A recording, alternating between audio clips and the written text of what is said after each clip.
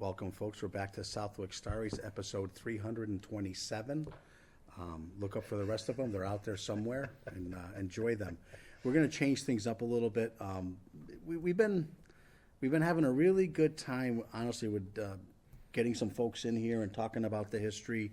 You know, some old, some young, but at the end of the day, it's all history. And I guess one of our problems have been roads and names of roads. And you know, I moved here when I was 7 years old, I believe. I moved up to, and I don't even know if it's South Loomis or North Loomis. At the end of Klein, take a left. What is that? It's a Loomis. It's a Loomis. It's a Loomis. So and we bought. But not George Loomis, Not right? George Loomis, Not right? George There you Loomis. go, right, Yeah. right. And we purchased a property at auction which belonged to the Shaughnessy family of whatever back in the day. And we had a little 12-stall barn, yada yada yada. You know. It was interesting. It's still interesting, but unfortunately, I don't know all the names to all the streets. And for a couple of years, we ran a towing company, and I would laugh at 3 a.m. The police would call me for a tow, and you know, you're a little dazed at 3 a.m. And I'd say, "Where is that?" But you know, when dispatch was in town, and when your dispatcher was a local, they'd say, "Joe, it's across from Chuck's." Right, and oh yeah, that's where that is. So Lee Hamberg is, which we're very fortunate to get Lee back in here, and we don't have to pay him, I was told. So Lee is the. So you say. So I know I will always be paying somehow. I was going to say one way or another. Do you like apple pies? I hear Jim can make 5 up like there's nothing. Oh, that's good, what I good. hear. As long as there's ice cream to go on There it. will be ice cream. Yeah, it might have some corn in it, but there'll be some ice cream. So we appreciate you coming in, Lee. We're going to do a little history lesson, Jim says, about 2 named streets or thereabouts. Well, I'm going to give a little talk. I don't know how long it'll be. That's fine. But I got 12 minutes. We'll be good. I'm not worried a bit. All right. The town of Southwick, of course, has umpty-nine street names to it. They do. And if you were to get rid of all the subdivisions, you know, I would say the majority of the streets, you know, predate 1950 very easily. And, you know, quite a few did not have any name whatsoever. Really? Yeah, they would say, well, you know, the street that Go you know, down by John the big Doe, oak tree and take a right? the street that John Doe lives on. Yep. And they would automatically know what street you were talking about. Because he was the only one who lived on it, huh? 1 or 2 people, Yeah. that was it. The other thing is that if you were sending a letter in early Southwick, you would probably send it to Jim Putnam, Southwick, Mass. That would be it. And the There horse would know where to bring it. And the horse would know where to bring it. So there wouldn't be any problem on getting that letter to Jim Putnam. Jim Putnam. Wow. In fact, I've seen letters as late as the 1840s and 50s that had no address whatsoever on them other than Southwick. And sometimes not even Massachusetts. And it would still get to the person no matter how far away it was sent. But one of the earliest streets that was named, which we now call College Highway, Yeah. was early on called Simsbury Road, or the road to Simsbury, The road to Simsbury. because predominantly the settlement of Southwick came from Westfield, moving south, with some settlement moving from Connecticut north into what's now the Jog. But people would refer to this as the Simsbury Road. Now, it didn't always go exactly this route. For one thing, Simsbury Road, or College Highway now, as soon as you hit the Westfield line going north, actually used to go a little bit to the right and connect onto South Broad Street in Westfield. So that's how you would get to Southwick in the early days. And another road that was named fairly early on was what we now call Morton Vining Road. That was known as the road through the 800 acres. And it turns out that in the 1720s, the town of Westfield, Massachusetts wanted to raise some money, and they auctioned off 16 parcels of 50 acres each in the southwestern corner of Southwick, basically from Simsbury Road, or what's now College Highway, to the west. So, it was something like this. And the road through the 800 acres ran down the middle of it. And this road here, I'm not sure whether it existed at the time or whether it was laid out in the 1730s. Because it was in the 1730s that they did a great deal of partitioning of Southwick into proprietors' grants. Proprietors being the established family members of Westfield, who owned all the undivided land in Westfield and Southwick and parts of Suffield and a little bit of West Springfield and Russell and several other portions of communities. Montgomery, for example. They owned it in common, but if there was a need for dividing some land, a person would basically be given, would draw a number, and that would be their lot number, and the size of the lot would be in proportion to their tax base. So the rich always got richer, Wow. and the poor got a little richer. Right. But not necessarily in the same proportions, acreage-wise as the more affluent. So there were 16 parcels in the southwestern corner of Southwick that were partitioned off and sold, and they raised money that way. And they said, gee, that went pretty good. And the next thing they did was they sold another parcel to the north of that, a strip. They sold it, or gave it, I should say, to a gentleman by the name of Jacob Wendell of Boston, Wow. who provided Westfield with a bell for their meeting house belfry. So they traded land for a bell, and that's how they paid for that. Of course, during the 1730s, you also had a fairly substantial population increase. There were increased demands in the town for budget, and so they started subdividing a great deal, thousands of acres in Southwick, and providing it to the proprietors. A proprietary grant cost nothing, but it increased the tax base of the community. Yeah. So that was how the town made its money in that respect. Now, I just want to ask a follow-up, Lee, on Sure. the, what did you call it, the 800-acre yep, road there? So, two follow-up questions, actually. One, why do you think early on they're down in that corner of what is now Southwick giving away land and not someplace else? I don't think of that, and excuse me, but I don't think of that as the best land, best farmland in Southwick. Yeah. So why do you think they were down there? probably because it wasn't the best farm. Oh, okay. Okay. Okay, gotcha. So, I mean, another grant that was given to, in the 1720s, to a Westfield gentleman was, believe it or not, to Reverend Edward Taylor, the Westfield minister and poet, who was well known for basically being the only documented writer of 17th and early 18th century poetry in New England. really? Oh, Wow. yeah.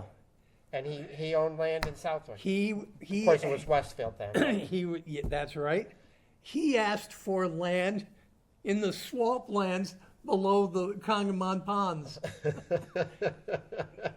You couldn't make this up, Jim, if you tried. Why? I haven't the foggiest idea.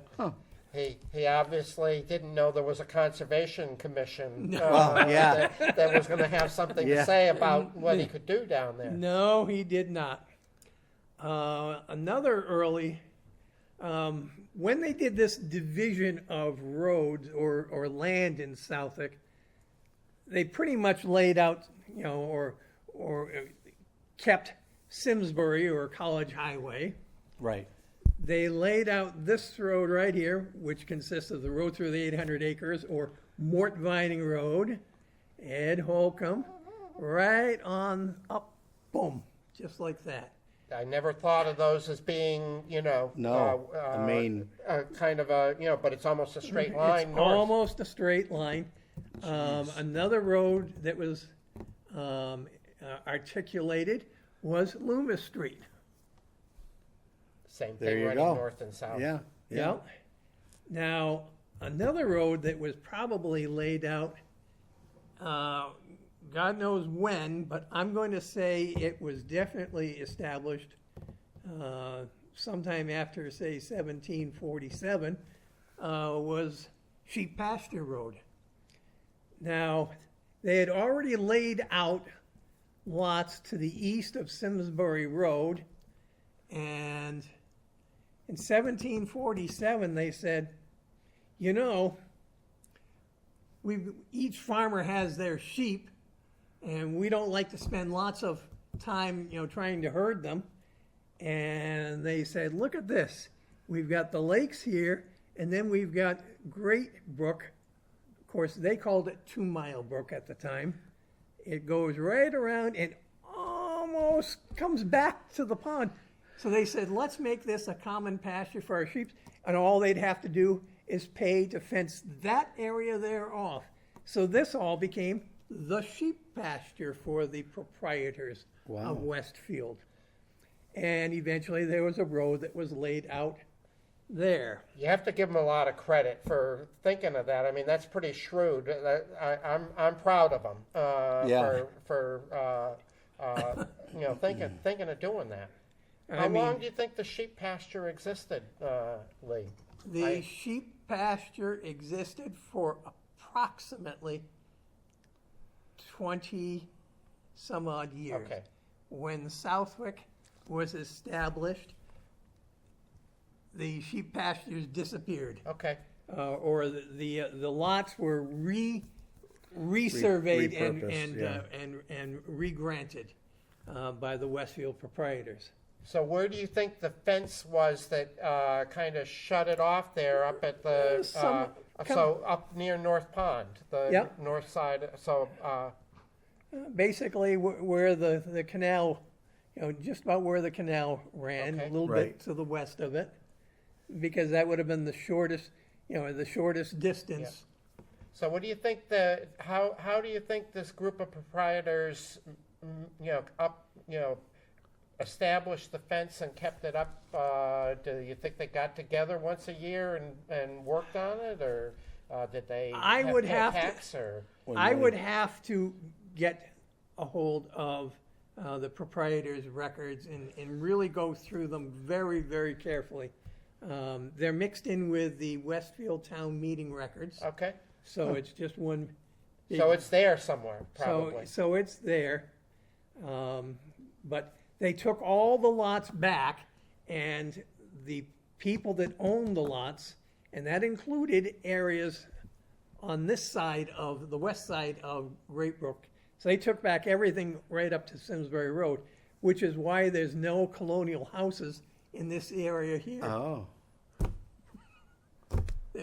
There was one house built in the sheep pasture, and it was, I believe, built by Norton, possibly Free Grace Norton.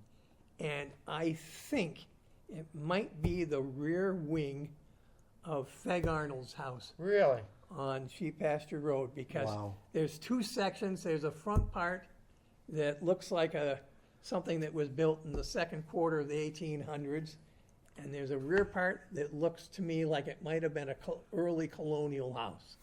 So that's my story, and I'm sticking to it for now. I will never And look we're at this map we're again. buying it. Oh, I'm buying it. We're buying it. This is 110%. fascinating. And maybe we're going to come back to this. When do you think it stopped being 800 acre road and became Mort Vining Road? Mort Vining, just like almost all of the two-person street names, Mort Vining, Charles Johnson, Fred Jackson, Ed Holcomb, John Mason, Will Palmer, George Loomis, Bada bing, bada boom. were all named in the early 1900s. Okay, so they're As relatively late as the 1920s or even into the 30s, possibly. But I'm going to say the teens and 20s is when Okay. most of those street names were adopted. And, there were a few names that were not changed. For instance, Coes Hill Road Yeah. was just called Crossroad. Crossroad. Good The name. thing is, good name. Nicholson Hill Road was also called Crossroad. And there were one or two others that were, so believe it or not, Coes Hill Road was not selected for that name until I think the early 50s. Oh. The 1950s is when it was formally called Coes Hill Road because they couldn't use the same name as, I Right. mean, if you're calling for the police or the ambulance and, I'm on 53 Yeah. Crossroad, which one? I think the select board had to straighten out some street They- names they- here they within the had to- last 10 years where there Yes, were they have, yes. where there was some Doubles. confusion. State Line Road, State Yeah. Line Ave, blah, blah, blah. Yeah, Goes on. it does. So I took you off your train of thought, but thank you for clarifying that. And just out of curiosity, did all that go through the town meeting to rename those roads in the early 1900s? Or? No. No, they just did it. As far as I know, they just plain did it. And And I can stand corrected. There were a lot of roads that were accepted by town meeting. For instance, Mort Vining Road was resurveyed in 1806 after the jog was returned to Southwick. So that's when that first got surveyed, except they didn't even have a name for it at the time. Going from so-and-so to so-and-so's. Congamon Road, or the road to Congamon, Yeah, that's been around for a fairly substantial period of time. Of course, the Congamon Lakes were earlier called the Congamuck Ponds, Congamuck. and before that, they were just referred to as the Southwick Ponds. And I don't find in the newspapers, the Springfield papers, for example, the term Congamuck before the 1850s.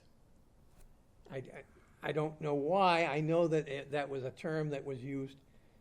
Congamuck or Concongamuck was a term. Concongamuck was a term that I find in the 1750s or 60s. So it's been around for a long time. But the Great Brook was referred to as 2 Mile Brook. And I believe, and I can't definitively prove it, but Westfield Center used to be located basically the corner of Meadow Street and Main Street. That was the old Westfield Center. And you'll see elsewhere that there are different sites, 4 Mile House, 9 Mile Pond, and 2 Mile, brook. I think were distances roughly from the center of Old Westfield. okay. Gotcha. So 2 Mile Brook emptied into the river approximately, 2 miles probably from the center of Westfield would be my guess. So that's how some of those names. There used to be there's actually a pond, or I should say a depression right over, right on the town line on Honeypot Road that was referred to as Blackbird Pond. Obviously why that was called Blackbird Pond. Loomis Street was named after, the family of Loomises Yep. that were, just lived throughout that. But they were original settlers of They were Southwick, correct? early settlers of Southwick, and they had been migrating and moving around in the community, and there were any number of, different, families of Loomis. Well, where Red Willowitz is now, wasn't that Loomis Farm? What was that farm up there off? Lamson Farm. Lamson. Farm, There you which go. was also an early family in Southwick, correct? It dates to, I think, the second quarter of the 1800s. Okay. Civil War, a little bit before is my guess. You make it sound like it's new. Oh, those guys, they were new. Yeah, Oh, no. They were new. Second quarter. Lee's a townie. No, I love and it. So, Yeah. Yeah. Oh, no. you And know, I'm not I'm not into nostalgia per se. No, it's very fascinating. Now, Bugby Road, of course, that was named after the Bugby family that owned, land on that. Initially, that was called Meeting House Road Here we go. because the first meeting house of Southwick was located at the southwest corner of Bugby and College Highway. Right. And, that's a story unto itself, that And construction you've of written that. extensively about that. I think that Yeah. you one of your Southwood stories last year Yeah. took us through some of that. Yes, it did. Um, Now, Nicholson Hill Road, that didn't get renamed, until sometime in the 1900s. I mean, that's old, but not that old. But the road itself was, I think, laid out formally as a town road sometime after the jog was, given Sure. back to Southwick. So probably in the a lot of them roads were laid out in 1806, 7, 8, somewhere around there. Shouldn't we say given back to its rightful owners? You can say whatever you wish, Jim, but, when you look at this map, Suffield intersects right here. When we lost the jog, Yeah. the Suffield line extended due north to here. So Suffield took all that, yeah. actually owned the lakes. That would explain that why they're a point little in time. cranky at times. Okay. Everyone thinks that it was part of Simsbury, Right. AKA Granby. No, it wasn't. It was part of Suffield. And you can actually see it on some of the 1780s and 90s maps that were drawn of Massachusetts and Connecticut. And it's just as clear as a bell. It just go boom, boom. So when did Southwick and Massachusetts get that the west shore and the lakes themselves back, Lee? We got the western portion of the jog back in 1804 as part of an agreement between Massachusetts and Connecticut, and their boundary commissioners did not ask for any input from the people that lived either There. place. So some of the people here were very upset Yeah. at that fact. They didn't want to live in Massachusetts back then They either. didn't huh? want to live in Massachusetts. Well, for the people that lived in the jog here, it was actually pretty convenient to go south. Yeah. And there were some pluses also. For instance, you had some Moors that were members of the Episcopal Church. And St. Anne's was located in Granby, Connecticut, where they had built a small parish church in the 1760s. But also, if you were in Connecticut, you could record your deeds with the town clerk. Ah, You didn't have to go to Springfield or pay your lawyer to travel, Yeah. to cross the Connecticut River by ferry or anything. Imagine that. And also, most town clerks also operated as probate courts. okay. Wow. So if you died, you could probate your estate Right there. with your town clerk. So it was a much more convenient, administrative legal system for them than to go to Massachusetts where probate court was in Springfield or Northampton, registry of deeds was in Springfield.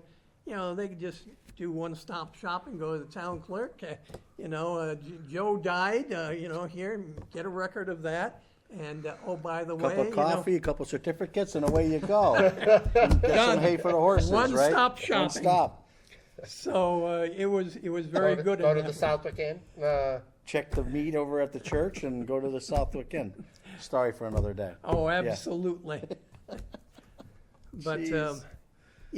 most of your two-name streets were named, as I said, in the early 1900s. And they were typically named after the farmer, and they're almost 100% farmers Yeah. that they're named after.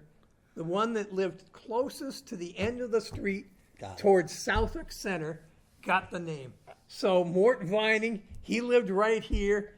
He got the street named after him. Charles Johnson, he owned a house that was actually on Charles Johnson Road, burned down, but he got the street named after him. Okay. Same with Ed Holcomb, Fred Jackson, all the rest. So there were no naming rights or no lottery or anything on that. Not really. They just it was shorthand for go to Claus Anderson's house, and that's that road. That's that road. Yeah. That's right. That's fascinating. I think a lot of people have always wondered, were they famous people? Right. Were they, did the select board name streets after themselves? Joe Didi Way or Absolutely. TJ Way or. There are all kinds of options available here. Sure. But it's You know, much they more. should really have Putnam's Way, but much Well, more. I think they do. It's just a secret society that gets allowed to see it. Yes. there is also streets that practically don't exist. I mean, you have Lincoln Road here, Yeah. Yeah, off, there's one. going west off of Mort Vining Road. That was named after Doc Lincoln. Yep. So he was an alcoholic veterinarian, and he liked to party hardy, and supposedly he murdered his wife in England and came to the United States incognito, and just suddenly popped up. Now, the story I heard about, and in addition to what you told me, and this is from Enfred Anderson, who I believe is a relative of yours, I'm sure if you go through the family tree, it could be. Because that was right next to his property. But he said that despite all this other, obviously he was an alcoholic and went off on a binge from time to time, but he had a reputation well beyond Southwick as being the best veterinarian with horses. He had an amazing horse sense, and if somebody had an especially difficult case with their best horse, Doc Lincoln was your man. And so there was he had kind of a split personality, if you will. Had you heard that story? I've heard one or two other stories about Doc Link. One was that he used to burn charcoal, and that would take about a week's time because you would basically cut down poplar or alder wood, stack it up, you would dig the turf out, pile the turf over top of it, and then you would have to control the amount of air going into the mound so it didn't burn too fast and you didn't extinguish itself. But the story that Maud Davis records is that he'd take his hat off, put some grain in it to feed his mule, and what's good for man is good for beast. And he'd give his mule a little schnapps or. They both took the long way What home. are names of a few other of those roads that may be a line on the map but don't show up in GPS or anything anymore? Abandoned or closed roads? Abandoned or closed Well, roads? probably the most well-known road is Mouse Hill Road, which went from basically College Highway and it crossed Sunnyside Road at the very base, and then it connected onto Hillside Road. And I hiked that road many years ago, and I can tell you that it was eroded in places 10 feet deep easily. Wow. Yeah, it was very sandy soil where it was laid out, and it was just so prone to erosion that in the 1890s, it was closed and the property returned to the abutters. Which But, is mostly Sunnyside Ranch, correct? No. No? Okay. No. Who are the abutters? Well, there's a whole bunch of butters actually when you go that, because it cut across Sunnyside Road, Oh, okay. but by Carl Maloney's property all the way to Johnny Veal's house on Hillside Okay, Road. gotcha. So, I don't have a street ad, a No, house I number. know but what you're thinking, yeah. it's now a new house owned by or Southwick Electric or something. so when did the Simsbury Road turn into the College Highway, and why? What people ask that all the time. Well, there's no college there, obviously. So how did that happen? The road was laid out in the early 20s. It was surveyed through Southwick in 1922. And the Registry of Deeds has lovely survey for the entire length going through Southwick with all the different houses and intersection. And it's fascinating to take a look at because, there were intersections where instead of just a road to a road, it was, curved branches for the horses. And sometimes there would be as many as 6 or 8, little, roads going off to combine. And it was a gnarly thing to say the least. But it was built, I think, 1922, 3, 4, sometime around there. Then it was, formally dedicated. The highway commissioners did not want to call it College Highway, even though it did go from, as you said, Yale to Smith. Smith, I believe. Wow. But they did not want to call it that, but the name stuck just the same. Really? Because the people just said, "Yeah, it's College Highway." and so it came to pass.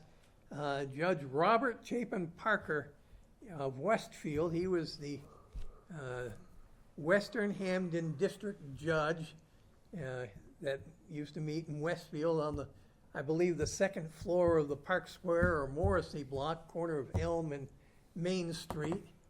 And he was the keynote speaker in the Westfield Green when it was formally dedicated. Okay. But he didn't give any talk about the street.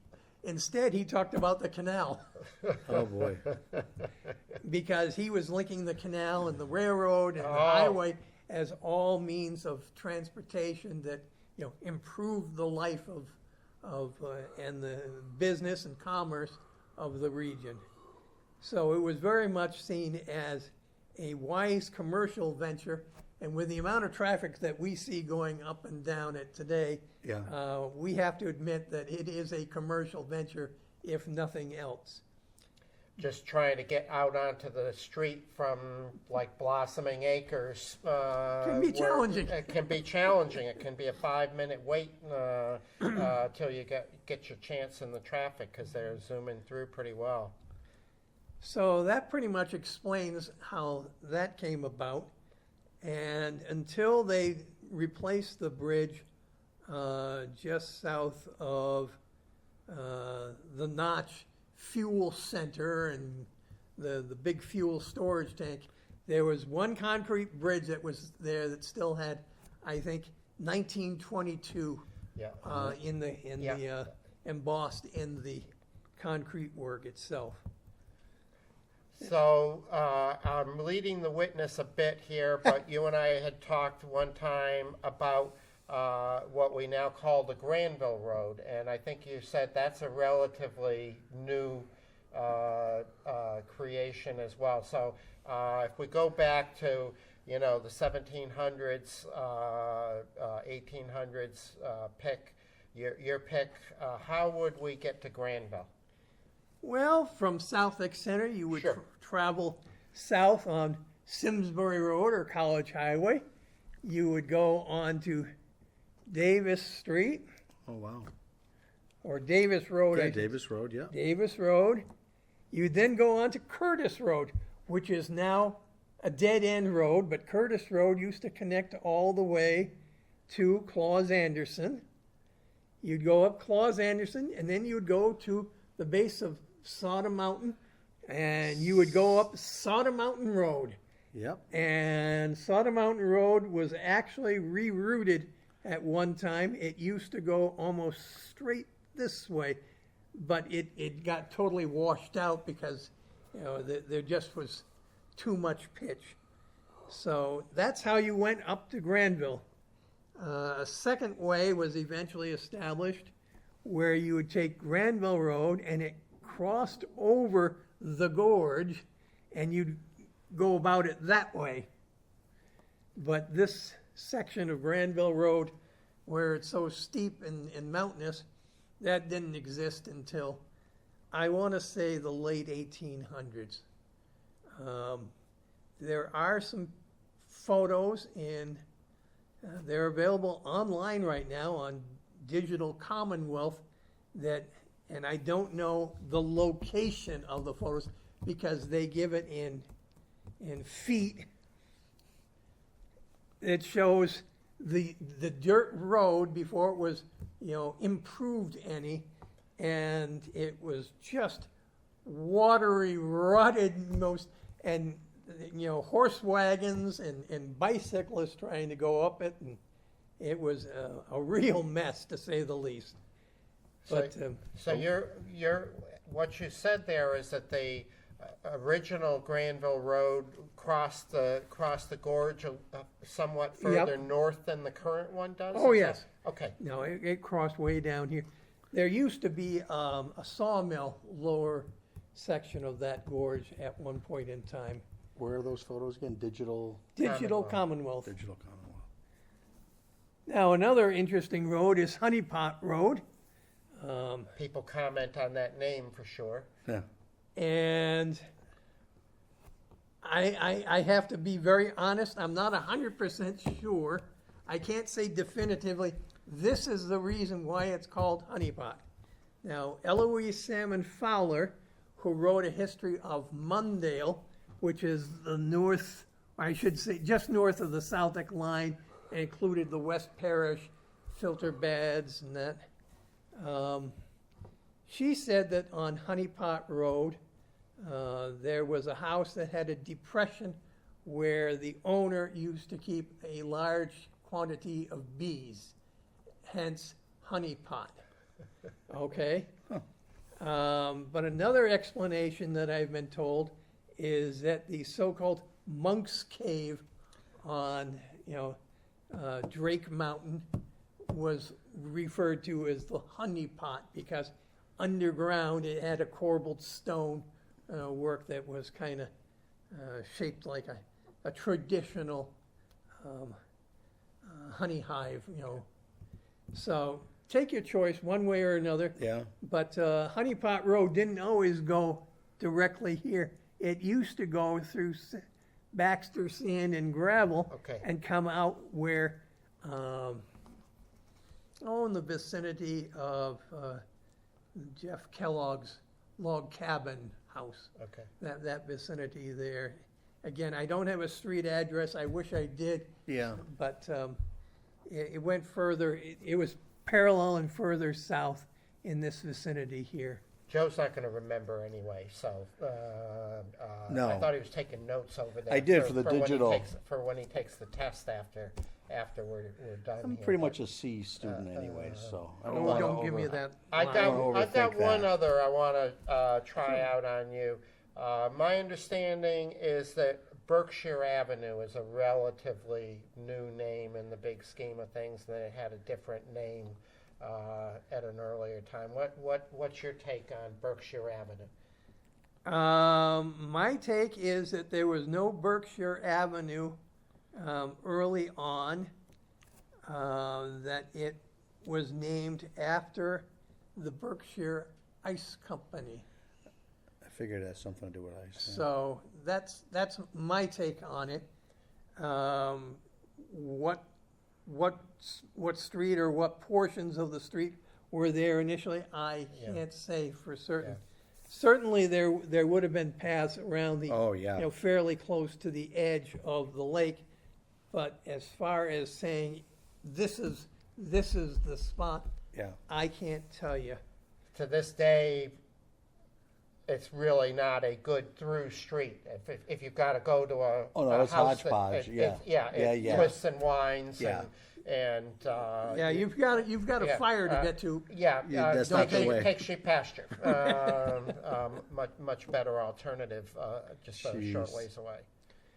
But I'm pretty sure that's named after the Berkshire Ice Company.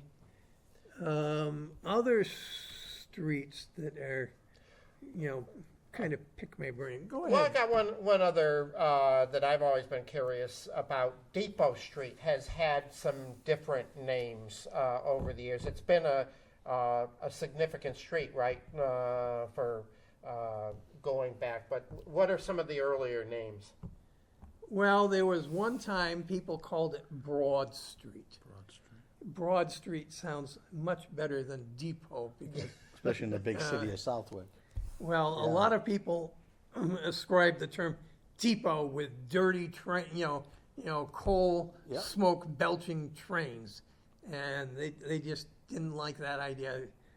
Some I've been told even pronounce it depot, which is not highly accurate. Tomato, right? Right. Tomato, tomato, potato, potato.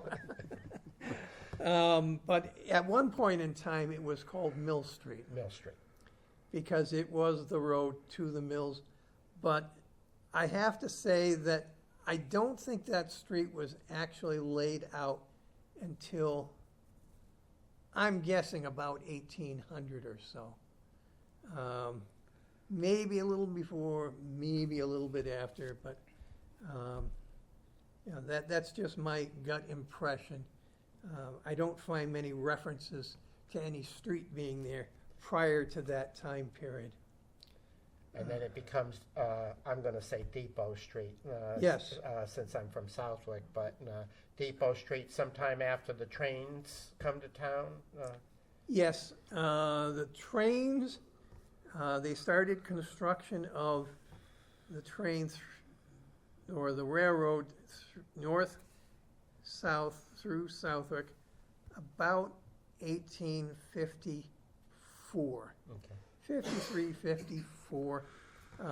They first show up on an 1854 map of Southwick. However, I don't believe that was necessarily completed at that time. 1855, I'm fairly sure that it was.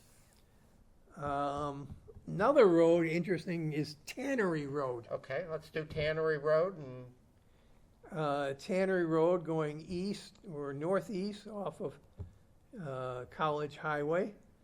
It went past, what is it, Kellogg Brook here? Yeah. It's either Kellogg or Slab. I forget which brook had a tannery located right about, on the west side of Tannery Road. Hence, it got the name Tannery Road. Although it wasn't the only tannery in Southwick. I'm pretty sure that there's references to a tannery in Southwick Center, just the other side of the brook from the Dr. Samuel Finson house okay. that I think John Wally owns the property now. But yeah, there was, I think, a tannery there, and the very first house to the south of that brook, we find maps where J. Forward is the owner, and Joseph Moore, Joseph M. Forward Jr., all part of the same line. And the original Joseph Forward moved to Southwick about 1786, and he was a saddler and leatherman. Okay. So it makes sense that Yeah. there could have been. But it's also a very good thing that it was located to the east of the highway with the prevailing winds. Yes. Because if you've ever smelled a tannery, it is the most god-awful smell you will ever, fill your nostrils with. And certainly having it blow away from the center of Southwick was a very good thing if it was operating very much.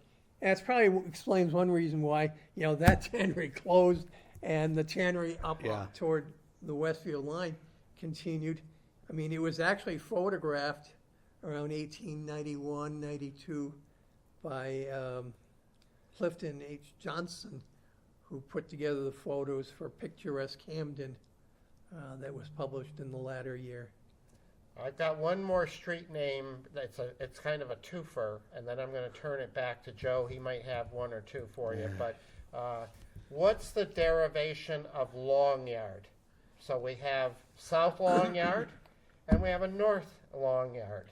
Is that somebody's name, or is that a reference to the land that's there? It's a reference to the land, and it's interesting that we have North Long Yard and then Foster Road and then South Long Yard, Yes. and they're not in north and south aren't even connected. But Long Yard referred to this entire strip of land going north south, basically this entire green zone. And of course, a yard was an area, was a usage yard. So you had your flower yard, your garden yard, your barn yard, and it just refers to a stretch of land, basically. And I think that there may have been a lot of, cattle, feeding on that potentially, which explains why you have feeding hills. Sure. Section Yep. of, they would literally have cattle drives to Boston to sell their cattle. Wow. And And am I correct that maybe some of the early settlers in that part of Southwick were coming in from Springfield rather than Westfield, or? You had noble family in this area, and the nobles came from Westfield, so they came directly here. But when you get to, this area here where you have Moores, Holcombs, Gillett's, Steer, they're coming from the south. Okay. Steer family actually came from Rhode Island initially. But Gillett's, Holcombs, Moores, they're all coming from Granby, Simsbury, Farmington, this area here. And what other pearls of wisdom do I have to share? Not much. I'm going to pass it back to Joe, and maybe he's got a two-name road that he's fond of. No. It's very fascinating. It is. That's a Yeah, that's a wonderful lesson. We covered a lot of different topics there. Never heard that in depth on the sheep pasture deal. A for ingenuity. You Southwick sheep herders. Yeah, they were pretty good. They had one sheep herder that lived in that house, Sure. I think. Yeah, that would And make that was sense. it. He would watch out for wild animals and And whatever. Joe, back to you. I'm at a loss. This is wonderful. Well, thank you very much for inviting me, gentlemen. And we'll have you back again, Lee. As long as you keep saying yes, we're going to have you Yeah. back. So, Okay, well, The so next we'll will have be to- one name roads. one name roads. Right. We don't have many of those, do we? Not really. You think about it, all the newer roads tend to be one name, but no, not the old. Geez, this is something. Well, he's spinning the wheels. He wants a malicious lane or something. No, he like does that. not. No, he does not. Well, folks, we're done with this segment. I hope you enjoyed it and look for our 400th anniversary show coming up. Thank you.